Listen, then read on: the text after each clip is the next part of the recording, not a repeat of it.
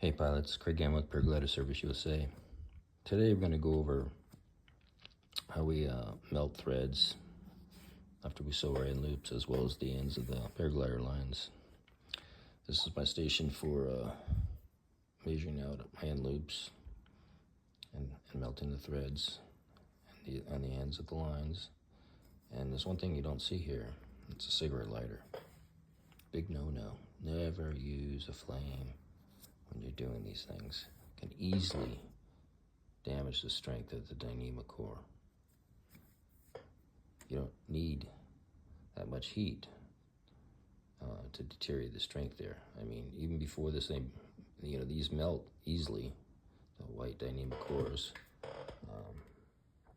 but they lose their strength way before they start to melt.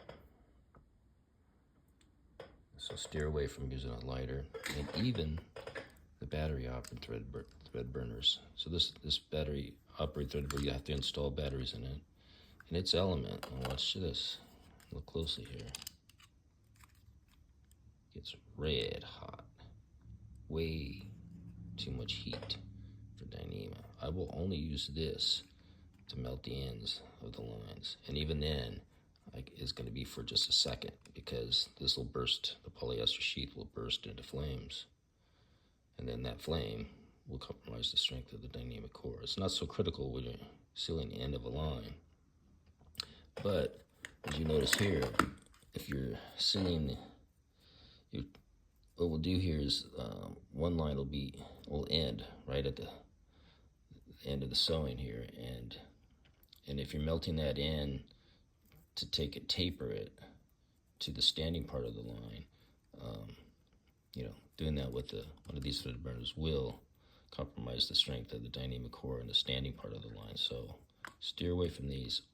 Instead, something like this. This is a USB powered. It's a battery, but it's a lot less intensity. And you just charge it with the USB cord like this, like you do your iPhone.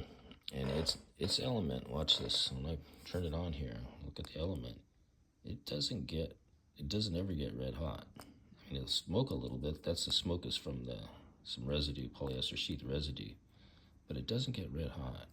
And that melts it at a much slower pace. It melts the threads evenly. When this thing is newly charged, or when it's low on a charge, it burns at the same rate. Where this, it'll go red hot when the batteries are new, like you see now. And then as the batteries lose their intensity, lose power, they will, this element will get to the point where it ends up like this element. So there's a huge range there, and it's just not safe to use. So I always use this, and this is what I preach to use, the USB charging type thread burners.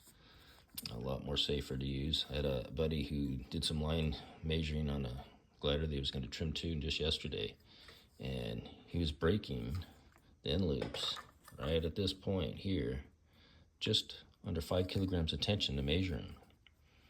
The culprit was somebody had used a cigarette lighter to taper the ends on the lines, and that compromised the strength of the inner core.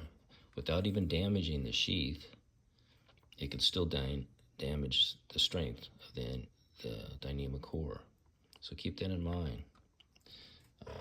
And even these battery operated ones, steer clear from using them. I rarely use these, and I'll use it on the very end before I start sewing. And when it gets to the point where I finish it off on the end, I'll show you an example of that real quick. Some of my lines here is when you taper the end right there. I'm just using this because it's very low power, and it'll just melt it ever so slowly, the polyester sheath, and that way it won't damage the dynamic core that's adjacent to it on the standing part of the line. I don't know if I can get it into focus here. But this one hasn't been melted yet, but I typically melt that to taper that. But I use this. Never a cigarette lighter. You'll never see that on my table. And I won't even use that battery up because it gets too darn hot. But just keep these in mind, folks. Talk to y'all later.